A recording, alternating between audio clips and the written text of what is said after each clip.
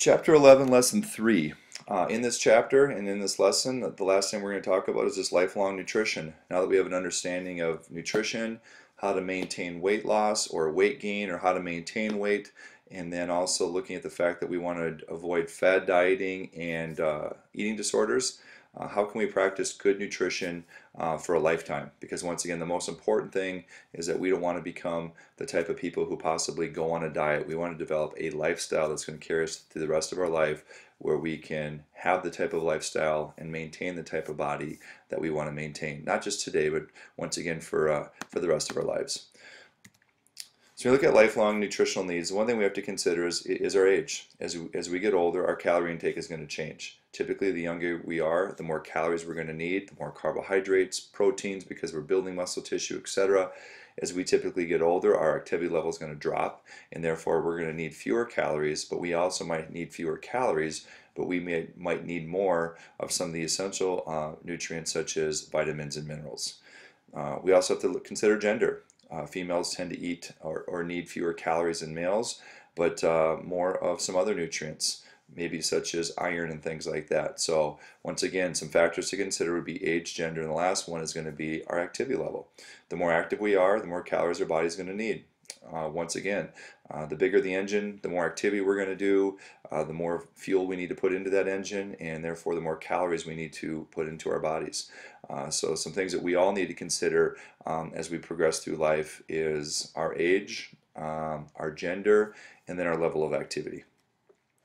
A lot of people in today's world are vegetarians, and I think it's important we understand that there's different types of vegetarians that are out there. Not all vegetarians are the same. We look at the very top here, vegetarian diet. They eat mostly or only plant-based foods. There are different types. The first type, which is the most extreme, would be a vegan. A vegan is a type of vegetarian that will only eat plant-based food, which means nothing coming from an animal source. You have lacto-ovo vegetarians. They'll also include dairy foods and eggs in their diet, but nothing else coming from an animal source. You have lacto-vegetarians, where they'll include dairy foods in their diet. In the very end, we'll see there's ovo-vegetarians, where they will include eggs within their diet. So once again, there's different types of vegetarianisms. People who are practicing vegetarians will do it for a variety of different reasons. The very bottom we can see here dietary supplements. There's a lot of vegetarians because possibly the fact that they're not eating animal products or they're avoiding certain types of foods, they need to find a way to make sure that they're getting enough protein and vitamins and minerals, etc. So some of them may have to find other ways to get those nutrients into their body through maybe supplements. So these would be products that supply one or more nutrients as a supplement to, not a substitute for, healthful foods. And what that is really trying to say is the best way, the most appropriate way to get all of your nutrients is through the foods that you eat. If you cannot get them through the foods that you eat as a last resort, we're looking at dietary supplements. Some conditions that we need to look here, there's a lot of conditions that we need to consider as we look at nutrition for a lifetime is, one, we have a group of people in our world that are diabetics, and they might be type 1, they might be type 2, but they have to control their intake of carbohydrates. They have to constantly monitor their blood sugar level, possibly even administer insulin as a way to regulate that. We have lots of people who have different allergies to foods, so they have to avoid certain foods and certain food ingredients. We have people who might be lactose intolerant. They consume less lactose. I mean, they can still have lactose. It doesn't sit very well within their body. Small amounts typically are okay, but as they add more and more into their diet, it doesn't necessarily sit very well with them. Gluten intolerance, we're seeing more and more people who have issues with gluten, and we're seeing more food products that are available on our store shelves today that are available in a gluten-free alternative. Celiac disease is a type of disease where people maybe have a gluten allergy. People with celiac disease, they would avoid grains and grain-based products. People with high blood pressure, they need to be careful about their salt intake, possibly even taking medications to control their blood pressure. And the same with high cholesterol. People who have high cholesterol, one, they might have to take medications as a way to control their cholesterol level, but they also have to reduce their intake of saturated fats and trans fat. So once again, as we look at lifelong nutrition, these are some other health conditions other than age and gender activity levels that we need to consider as well. Now when we look at athletes, a lot of you out there are athletes. when high school comes to an end, some of you might be fortunate enough to participate in athletics once you get into college and whatnot. But even as adults, many of us still stay athletic in our own way. We go play a round of golf, we play pickup basketball, we jog, and we do different types of things. So some things that we need to consider for athletes is we need to eat a balanced diet that supplies enough nutrients to support our health and our health goals. Possibly consume more calories to provide additional fuel. Typically athletes, they're asking their bodies to do more every single day, therefore they need to eat more so they have the fuel to perform their functions. Possibly athletes need to consume more protein and carbohydrates than inactive people. They need the carbohydrates because carbohydrates is what your body needs for energy, and then we need the protein to help build and repair the tissues after a strenuous workout. More calories from nutrient-dense foods and foods higher in carbohydrates. These are 4 different things that athletes should consider when they're looking at their own nutrition. Hydration, really important. There's a lot of people out there that simply don't drink enough water. Once again, I think we talked about this at a previous time, but teen girls need approximately 9 cups of non-caffeinated fluids each day. Water would be ideal, but it doesn't have to be water. Many of the foods and fruits and vegetables that we eat have a natural water intake. So we just want to make sure that we're eating a wide range of food, lots of fruits and vegetables, and obviously drinking plenty of non-caffeinated fluids each day. Caffeine tends to pull water out of our cells, therefore dehydrating us rather than hydrating. Teen boys need about 13 cups of water per day.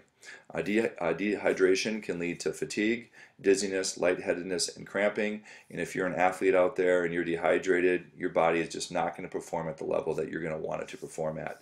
Electrolytes, these are minerals that help to maintain the body's fluid balance. Gatorades, Powerades have become very, very popular. They do help replace the body of the minerals that are lost through working out. When we work out, we sweat. That's the body's natural way to kind of keep itself cool. Sweat typically tastes salty, and that's because when we sweat, we're losing some really important minerals such as sodium, chloride, and potassium. And many of your sport drinks today will supply the body with the sodium, chloride, and potassium that we are losing. But it's also important that you keep in mind that many of those sport drinks also have high amounts of sugar in them as well, and many times that sugar is going to be unneeded. So it definitely is a balancing act that athletes are going to play in regards to sport drinks. To prevent dehydration, drink before, during, and after your exercise. Some performance enhancers, PEDs, have become very popular in our society and very popular with athletics. It's really important that we need to avoid these. One, because many of them are illegal. And for those that are not illegal, they're not regulated by the FDA. So we really don't know what the long-term consequences of their use can be. Many of us have learned about steroids. We learned about that in a previous chapter during our drugs, tobacco, and alcohol unit. But nonetheless, anabolic steroids, these are dangerous because they can have some of the same effects as the male hormones and are used to boost the male growth. But there's a lot of adverse effects. Basically, even though the body might look bigger and faster, stronger on the outside, what's happening internally, the arteries and veins are beginning to rust out, and we're more prone to tumors, cancers, heart disease, strokes, etc. Androstenedione, this is another form of a steroid, but it's in a weaker form. So it's a weaker form of the androgens that the body produces naturally, and it is used to build muscle. And many professional and college organizations have banned steroids and androstenedione. Creatine, it's a natural supplement. Our body does produce some creatine. We can also get creatine from the red meats and chicken and poultry and things that we're eating.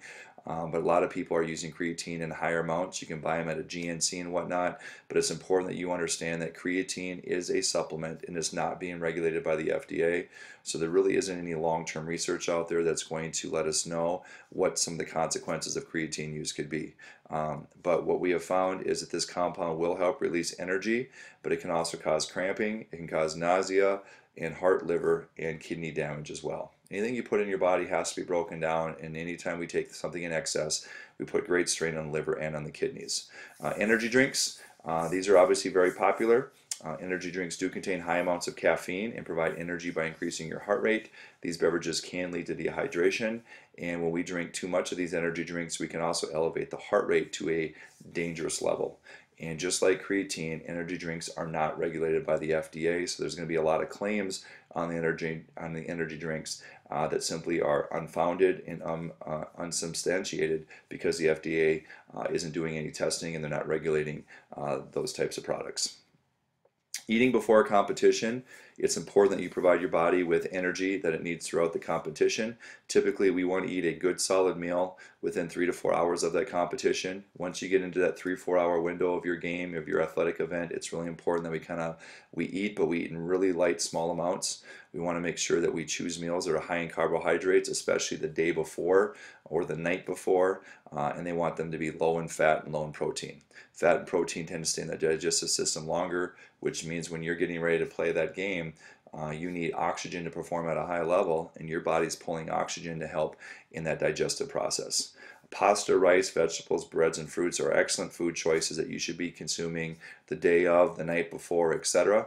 But once again, once you get inside that 3-4 hour window of when your competition is, it's really important that we're careful about the types of foods that we're choosing to eat. Drink plenty of fluids before, during, and after your competition.